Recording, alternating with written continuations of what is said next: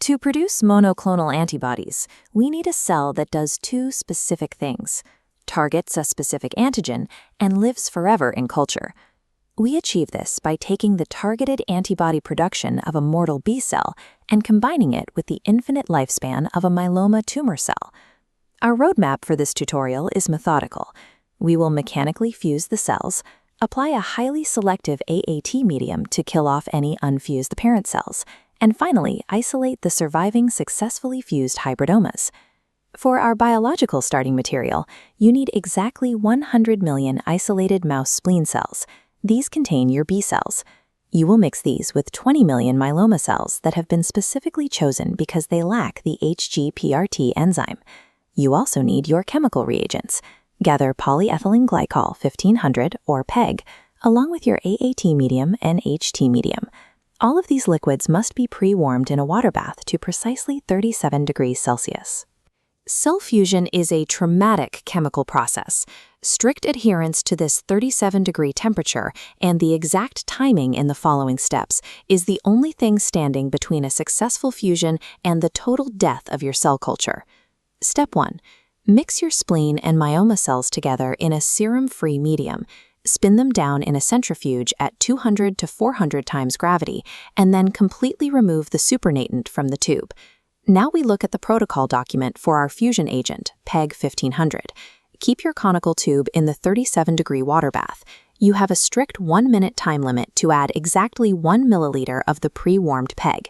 Drip the PEG in slowly over that entire minute, continuously stirring the cell pellet with your pipette tip.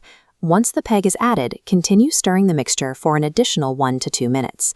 We then move to a 3-stage dilution process to carefully remove the PEG.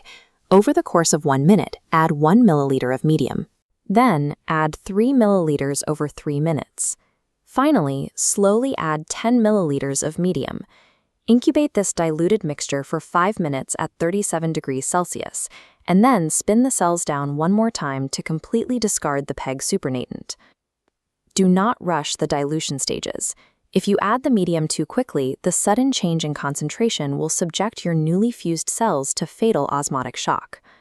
Resuspend your successfully fused cell pellet in 1X HAT selection medium, enriched with 10% fetal bovine serum. Distribute the suspension into 96 well plates, plating 100 to 200 microliters per well. To understand why we do this, look at this nucleotide synthesis flowchart. Mammalian cells replicate DNA using 2 routes: the de novo pathway and the salvage pathway. The A in HAT medium stands for aminopterin. This chemical actively blocks the de novo pathway entirely. This forces the cells to rely on the backup salvage pathway. But remember, our myeloma cells were specifically chosen because they lack the HGPRT enzyme. Without it, they fail to process the backup nutrients and die in the HAT medium. The unfused B cells do possess the HGPRT enzyme, so they survive the medium. However, because they are mortal cells extracted directly from a spleen, their natural biological lifespan is highly limited, and they die off naturally within a few days, fading away in culture. Only one cell survives.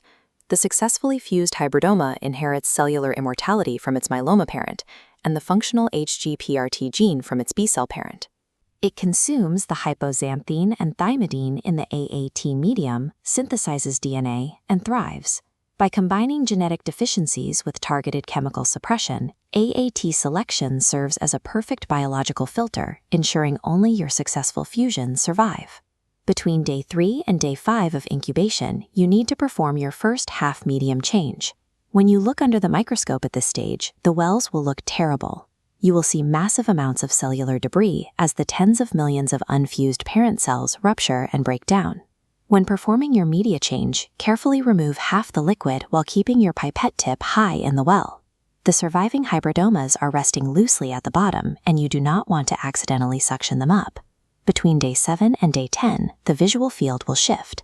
The unfused debris will begin to clear, and you will see distinct, healthy clusters of hybridoma cells actively proliferating. Once those colonies cover 10 to 20% of the well surface, usually around day 10 to 14, the selection phase is over. You must now switch the cells to HT medium, which is exactly the same as HAT, but without the toxic aminopterin. Leaving the cells in the presence of Aminopterin indefinitely will stunt their continued growth. This HT rescue step is critical to allow your newly isolated clones to fully recover and expand into robust colonies. Over the next week, observe your plates regularly to verify that the rescued colonies are expanding aggressively in the new HT medium. Once the wells are densely populated, draw off the supernatant. You can now screen this liquid using an ELISA assay to identify exactly which wells are successfully secreting your desired antibody. Finding a positive well is excellent, but you have one final step.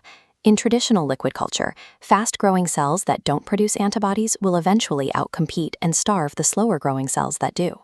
To prevent this, you must physically isolate a single antibody-producing cell, a process called subcloning by limiting dilution. Today, a highly efficient alternative to limiting dilution is cultivating the cells in a semi-solid matrix. Because the cells are locked in place, fast growers cannot take over the culture. Automated systems can then identify the highest yielding colonies and physically extract them directly from the matrix with a robotic needle. Whether you use traditional limiting dilution or an automated picker, subcloning guarantees true monoclonality. You are ensuring that every cell in your final culture is an identical genetic copy, providing a consistent, infinite supply of your target antibody. Let's review what we've achieved. You initiated a precise PEG fusion, filtered the results through the massive die-off of the HAT selection bottleneck, and successfully rescued the surviving clones with HT medium. The result sitting on your benchtop is a series of 96 well plates populated exclusively by stable, immortalized hybridoma cells, ready for the next phase of drug discovery. The biological matchmaking is complete. Your next objective is to find out which of these clones is producing the exact antibody you need. Click the link on screen to continue to our next tutorial on performing an ELISA assay to screen your new colonies.